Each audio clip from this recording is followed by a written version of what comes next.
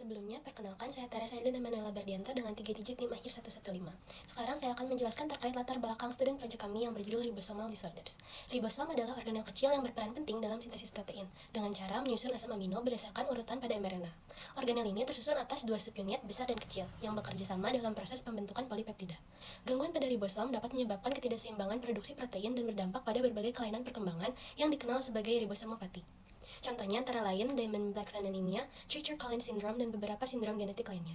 Karena itu, penting untuk memahami struktur, fungsi, serta kaitan gangguan ribosom dengan penyakit berat. Berdasarkan latar belakang, masalah yang dapat dirumuskan adalah: pertama, bagaimana struktur dan fungsi ribosom sebagai tempat utama sintesis protein dalam sel. Yang kedua, apa pengertian ribosomal disorders atau ribosomopati, dan bagaimana mekanisme terjadinya gangguan tersebut. Yang ketiga, apa saja jenis atau contoh ribosomal disorders atau ribosomopati, beserta etiologi, manifestasi klinis, dan terapinya. Kemudian, adapun tujuan penelitian dari student project ini diantaranya: pertama, mengetahui struktur dan fungsi ribosom sebagai tempat utama sintesis protein dalam sel; kedua, memahami ribosomal disorders dan mekanisme terjadinya gangguan tersebut; dan yang ketiga, mengetahui jenis atau contoh ribosomal disorders beserta etiologi, manifestasi klinis, dan terapinya. Manfaat dari penelitian student project ini adalah sebagai berikut. Yang pertama, ada manfaat teoritis. Bagi mahasiswa kedokteran, student project ini diharapkan dapat menambah pengetahuan mengenai struktur dan fungsi ribosom, sehingga dari pemahaman tersebut, mahasiswa kedokteran juga dapat menjelaskan ribosomal disorders dan mengenal etiologi, manifestasi klinis, dan terapinya. Kemudian, manfaat praktis dari student project ini adalah diharapkan dapat membantu dalam aplikasi pembelajaran mengenai sel sebagai biochemical machinery dan dapat mengidentifikasi dan melakukan penanganan ataupun pencegahan terhadap penyakit yang berkaitan dengan gangguan ribosom. Halo semua, perkenalkan nama saya Mahesa dengan 3 digit NIM terakhir 111. Jadi sekarang saya akan menjelaskan mengenai definisi dan fungsi dari ribosom. Jadi ribosom merupakan salah satu organel yang terdapat dalam sel, di mana terdiri dari dua subunit, yaitu subunit kecil dan subunit besar. Ribosom merupakan organel yang dibuat di dalam nukleus, kemudian dikeluarkan ke dalam sitoplasma secara terpisah, yang dimana tersusun atas ribosomal RNA dan protein. Ribosom adalah organel partikel kecil yang memiliki lebar 12 nanometer dan panjang 25 nanometer. Menurut lokasinya, ribosom dibagi menjadi dua, yaitu free ribosom yang dimana merupakan ribosom yang terdapat secara bebas di sitoplasma, dan membrane associated ribosom yang merupakan ribosom yang secara khusus menempel di permukaan luar retikulum endoplasma sehingga membentuk kayak granula kasar. Kemudian, adapun fungsi dari ribosom sendiri adalah ribosom berfungsi untuk mensintesis protein yang terdapat dalam sel, di mana mRNA diubah menjadi rantai polipeptida. Itulah sebabnya ribosom disebut sebagai protein synthetic machinery of the cell. Sekian dari saya, terima kasih. Perkenalkan, nama saya Brian Raiso dengan 3 digit NIM akhir 13. Jadi saya akan menjelaskan tentang struktur ribosom. Jadi struktur ribosom itu ribosom sendiri itu terdiri dari dua subunit, yaitu subunit besar dan subunit kecil. Dan kedua subunit ini akan berasosiasi pada tahap sintesis protein, di mana terdapat 3 situs pengikatan tRNA, yaitu pada situs A yang amino asilasi, situs P peptidil, dan situs E yaitu untuk tempat pelepasannya. Dan pertama, untuk subunit besar itu merupakan pusat katalektik dari ribosom yang menampung situs aktif utama yang disebut sebagai pusat peptidil transferase, dan fungsinya itu sebagai katalisator pembentukan ikatan peptida antar asam amino. Selain itu, subunit besar juga mengandung beberapa protein penting yang berperan dalam mengkoordinasikan pelepasan transfer RNA di situs E, dan juga terdapat kompleks penting seperti kompleks P1 dan P2 stok yang berfungsi untuk mengaktifasi GTPase untuk memfasilitasi langkah-langkah dalam proses translasi. Lalu untuk struktur ribosom yang subunit kecil itu tempat dekode mRNA yang terjadi di situs A subunit kecil, yang dimana mRNA akan distabilisasikan oleh mRNA enterilatch, dan mRNA akan keluar melalui platform dekat situs E di subunit kecil. Perkenalkan, nama saya Niputoka Paramita Indari dengan 3 digit terakhir 127. Jadi di sini saya akan menjelaskan bagaimana mekanisme kerja dari ribosom dalam sintesis protein.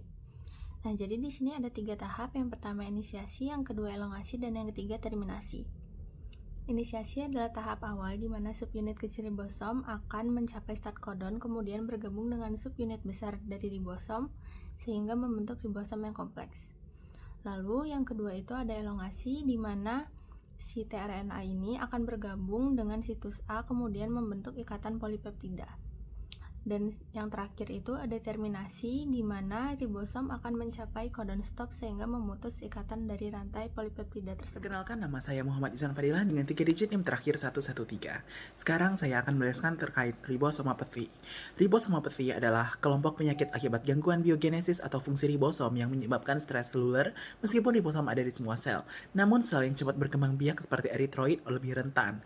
Contoh klasiknya adalah Diamond-Blackfan anemia yang ditandai dengan aplasia eritrosit murni sejak bayi. Sebagian besar kasus DBA disebabkan oleh mutasi gen pengkode protein ribosom terutama RPS19, RPL5, RPL11, dan RPS26 yang mengaktifkan jalur stres ribosom dan protein P53 sehingga menghambat pembentukan sel darah merah. Secara klinis, DBA menunjukkan anemia makrositik berat dengan jumlah neutrofil dan trombosit normal, serta kadang disertai kelainan kongenital seperti postur pendek, kelainan jantung, ginjal, atau wajah. Terapi utama meliputi kortikosteroid, respon di atas 80%, transfusi darah serta terapi kelasi besi, dan transplantasi sel punca hematopoietik sebagai terapi kuratifnya. Pendekatan baru seperti terapi gen kini sedang dikembangkan. Halo semuanya, perkenalkan saya Iputu Nandana Wiracana dengan 3 digit NIM terakhir 105. Sekarang saya akan membahas mengenai sindrom Delacy-Limaki. Sindrom Delacy-Limaki itu sendiri merupakan subtipe dari myelodysplastic syndrome, berupa kelainan susum tulang yang disebabkan oleh hilangnya sebagian materi genetik pada lengan panjang kromosom 5 sehingga termasuk penyakit ribosomopati yang didapatkan. Untuk etiopatogenesisnya berpusat pada mekanisme haploinsufisiensi, di mana hilangnya satu salinan gen saja sudah cukup untuk menyebabkan penyakit. Nah, untuk anemia, hilangnya gen RPS14 mengganggu produksi ribosom. Untuk trombosit, terjadi trombositosis yang disebabkan oleh hilangnya MIR145 dan MIR146A yang menyebabkan produksi trombosit menjadi tidak terkendali. Untuk ekspansi clones, hilangnya CSNKI1A1 menyebabkan sel puncak abnormal. Untuk terus berkembang biak, nah, untuk manifestasi klinisnya berupa anemia berat namun jumlah trombosit normal atau tinggi dengan temuan megakaryosit abnormal hipolibulasi. Nah, untuk terapi dari sindrom ini, standar emasnya adalah lenalidomide yang bekerja sebagai lem molekuler, di mana ia mengikat protein cerebron yang memaksanya untuk menghasilkan protein kasein kinase 1 alpha 1, yang dimana untuk pasien yang tidak merespon atau tidak dapat mentoleransi lenalidomide, mencakup transfusi sel darah merah untuk mengelola gejala anemia. Sekian dari saya, terima kasih. Shalom, perkenalkan nama saya Adrian Valentino Manalu dengan 3 NIM digit terakhir 117. Pada kesempatan kali ini saya akan menjelaskan mengenai Coats-Diamond Syndrome yang merupakan salah satu atau kumpulan dari gejala yang menunjukkan bahwa adanya kelainan genetik resesif autosomal pada seseorang, yang mana biasanya disebabkan oleh mutasi pada gen SBDS yang ada pada kromosom ke-7. Adapun manifestasi dari penyakit SDS ini itu terbagi menjadi 3. Yang pertama itu insufiansi pankreas eksokrin, yang kedua displasia hematopoietik, dan yang ketiga itu skeletal atau kelainan tulang. Adapun cara atau terapi yang dapat dilakukan adalah yang pertama dengan terapi pengganti enzim pankreas atau PERT, yang kedua adalah penguasaan ketat dengan menggunakan GCSF untuk neutropenia yang berat, dan yang ketiga itu dapat dilakukan dengan transplantasi sel punca atau stem cell. Perkenalkan, nama saya Nyoman Prasetyo Dewantara dengan 3 NIM terakhir 103. Nah, saya akan mengulas X-linked DC. Ini adalah kelainan genetik yang terkait pada kromosom X, menjelaskan mengapa pasiennya itu didominasi oleh pria. Nah, patogenesis berpusat pada mutasi gen DKJ1. Mutasi ini mengganggu protein diskerin yang perannya sangat penting untuk menstabilkan TERC, komponen RNA dari telomerase. Nah, ketika TERC gagal distabilkan, telomerase tidak bekerja. Nah, alhasil adanya pemendekan telomer yang drastis yang menjadi pemicu utama ketidakstabilan genom dan penuaan sel. Secara klinis, mungkin kita hafal trias klasik kulit, kuku, dan mulut. Tetapi itu memang bukan ancamannya. Yang fokus kita itu pada komplikasi yang benar-benar fatal seperti kegagalan sumsum tulang. Nah, selain itu pasien juga menghadapi resiko untuk komplikasi serius seperti fibrosis, sirosis, dan tentu saja leukemia dan kanker. Nah, manajemennya itu sangat sulit. Untuk sumsum tulang belakang sendiri, satu-satunya opsi kuratifnya adalah transplantasi yang kita tahu sangat berisiko, dan di luar itu kita sering terbatas pada androgen untuk support sementara atau murni terapi suportif seperti transfusi darah. Sekian dari saya, terima kasih. Perkenalkan, nama saya Putu Jati dengan 3 digit yang terakhir 125. Saya akan menjelaskan mengenai cartilage hair hypoplasia atau CHH. CHH merupakan kondisi genetik yang langka yang termasuk bentuk metafisial kondrodysplasia. Pola pewarisan dari kondisi ini dalam bentuk autosomal resesif yang ditemukan dominan pada populasi Amish dan Finlandia. CHH disebabkan oleh adanya variasi pada gen RMRP di kromosom 9p13.3. Ini yang menyebabkan penghambatan jalur pemeriksaan pada siklus sel. Terdapat manifestasi utama dari CHH yang seperti berikut. Yang pertama, pada kelainan skeletal, CHH menyebabkan postur tubuh pendek yang tidak proporsional dengan rata-rata tinggi dewasa 131 cm pada laki-laki dan 123 cm pada perempuan. Terdapat ciri khas secara radiologis, yaitu kelainan metafisis berupa pelebaran, cekungan, ataupun kista. Ciri-ciri yang sering terjadi adalah perpanjangan siku yang tidak lengkap, kelonggaran sendi, dan deformitas varus pada ekstremitas bawah. Kondisi ini juga dapat menyebabkan rambut yang jarang dan halus yang lebih sering disebut dengan hipoplasia. CHH juga dapat menyebabkan imunodefisiensi, yaitu defisiensi imun kombinasi yang disebabkan oleh gangguan proliferasi sel T dan limfopenia. Hal ini meningkatkan kerentanan terhadap infeksi berat dan oportunistik, misalnya terhadap pneumocystis jirovecii dan varicella. Kondisi ini dapat menyebabkan beberapa risiko yang terjadi dalam jangka panjang. Kondisi ini dapat meningkatkan risiko yang signifikan untuk terjadinya kanker atau SIR 6.9, terutama limfoma non-Hodgkin atau NHL atau SIR 90. Terdapat risiko sering terjadi anemia atau makrositosis dan anemia hemolitik autoimun atau AIH.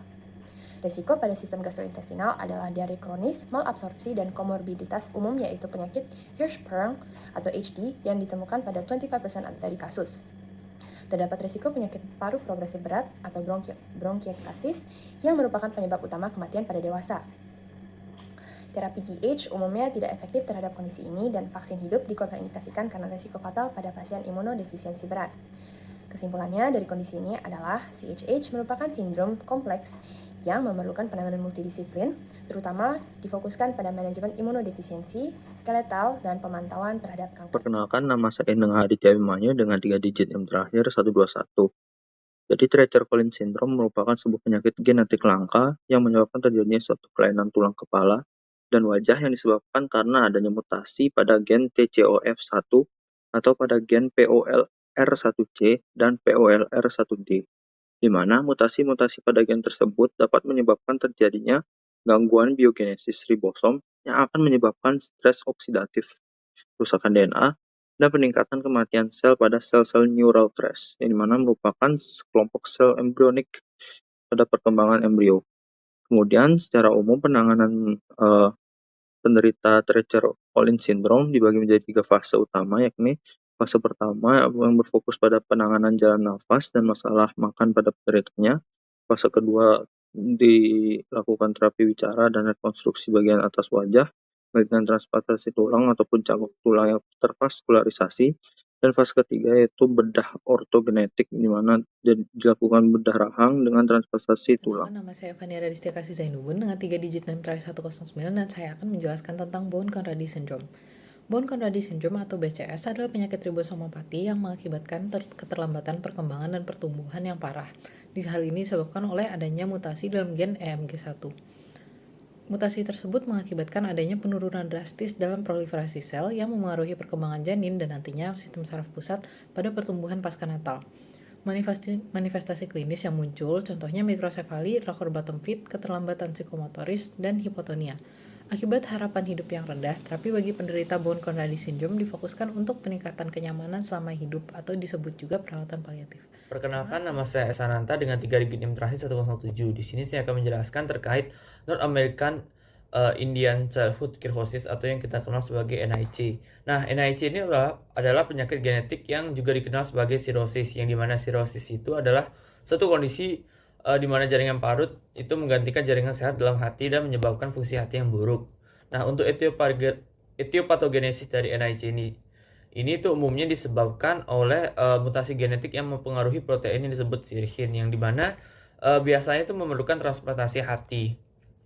Untuk mekanisme sirosis hati itu ada 2 fase. Yang pertama adalah fase inisiasi prainflamasi, di mana pada fase ini tuh terjadi apoptosis seluler, stres oksidatif, serta stimulus sel cover.